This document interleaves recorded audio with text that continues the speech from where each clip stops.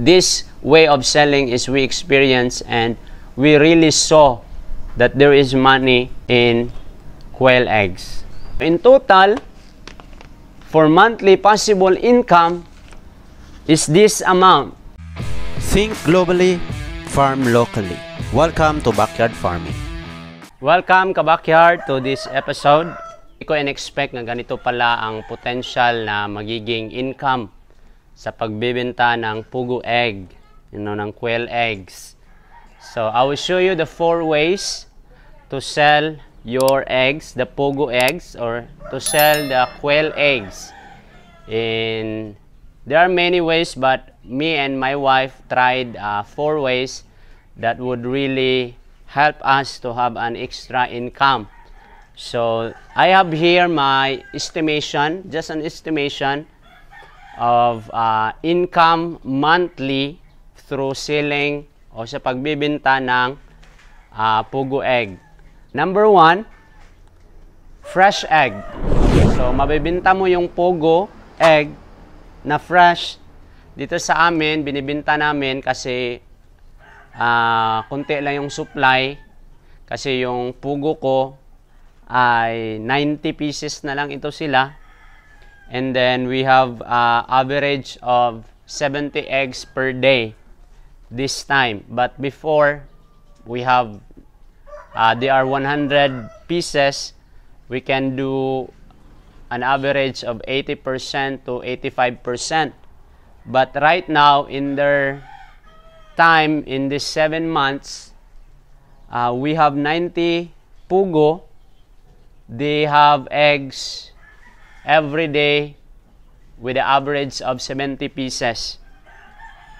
So that 70 pieces in monthly is almost 2,000. Okay, 1,960 or 2,000 plus. That's just an average. Sometimes it goes to 75, 72 or 69, somewhere like that in every day.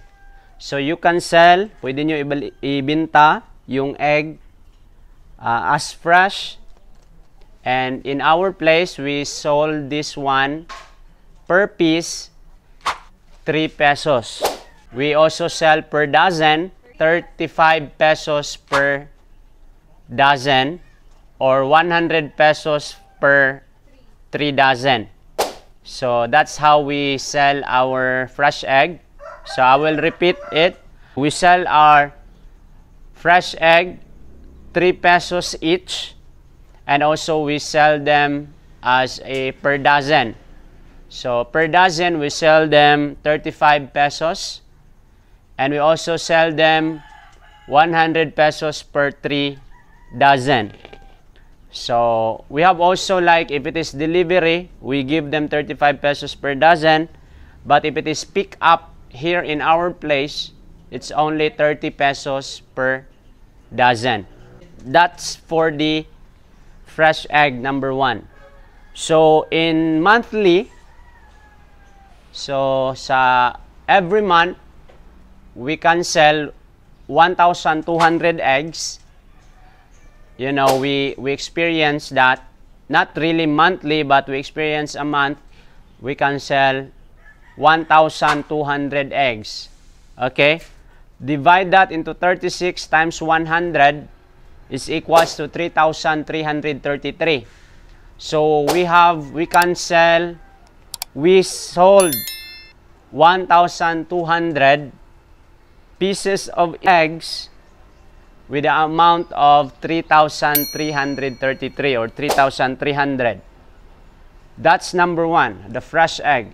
That's huge amount income for just fresh egg. For 1,200 pieces is 3,333. And the other one is boiled eggs. So we sold boiled eggs in the school, high school or elementary. We sold them by every 3 pieces is 10 pesos. So if it monthly, we can dispose 500 eggs for boiled eggs. So divide 3 times 10 is equals to 1,666. So that kind of amount for boiled eggs, 1,666 or 1/6 every month. If you really push the boiled eggs, you can sell that house to house, or you can sell that on the school. So we have already 3,300 for the fresh egg. For the boiled eggs, we have 1,666. And number 3, ways you can sell your quail eggs is the salted egg. We sell salted egg per piece at 4 pesos. As of now, monthly, we can dispose 100 pieces of salted egg times 4, that would be equals 400 pesos. The demand is not that high, but meron siyang income kahit papano. So that's just a way you can sell your quail eggs. So the last, number 4, the ways you can sell your quail eggs is through Quack Quack. So the Quack Quack is, though it's laborious, but there is money. If you have really time, you can do it every day. But this time, in our place, me and my wife, we experience selling Quack Quack, but now we don't have yet time. But before we sell Quack Quack, and the maximum order per month that we can think of is 60 orders. Okay, and per order is 3 pieces of egg every order. So that would cost 15 pesos with pipino, of course. So the income for Quack Quack monthly, since nakapag-produce kami ng 60 orders monthly, that would be times 3 pieces of eggs, because per order is 3 pieces, is equals to 180 eggs. So we dispose 180 eggs monthly, or even 200. So let's stick to 180 eggs monthly because of the order of 60. So that 180 multiplied by 15 pesos is equals to 900 pesos.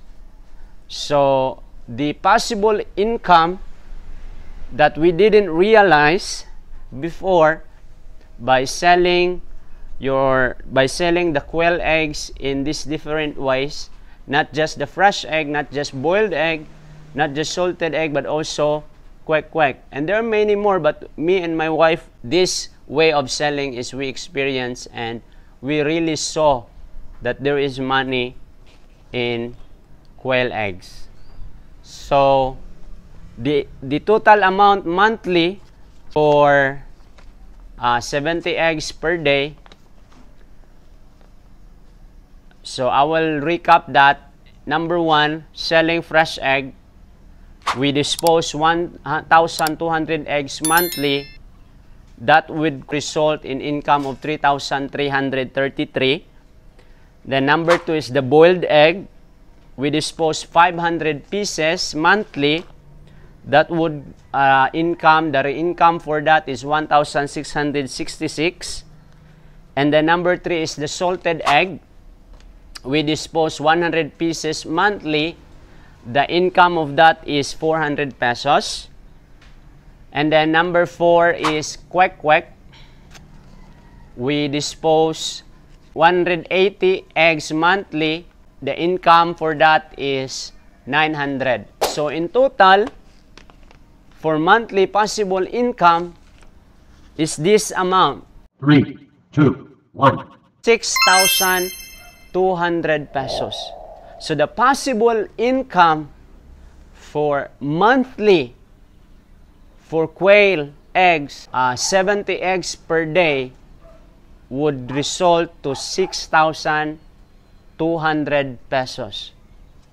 So that would be, kabackyard, the income, possible income that you can earn through quail business for only 2,000 eggs monthly. Or you can do it even more. It depends also in your place or how you can sell. your quail eggs. Sasabi ko talaga, magdidepende siya sa lugar nyo and then sa diskarte. So, try and try until there is something na makikita nyo, mag-work pala ito, mag-work pala ito. So, that would be the possible income ka-backyard for quail business through their eggs, selling their eggs. So, this is the link for backyard quail farming.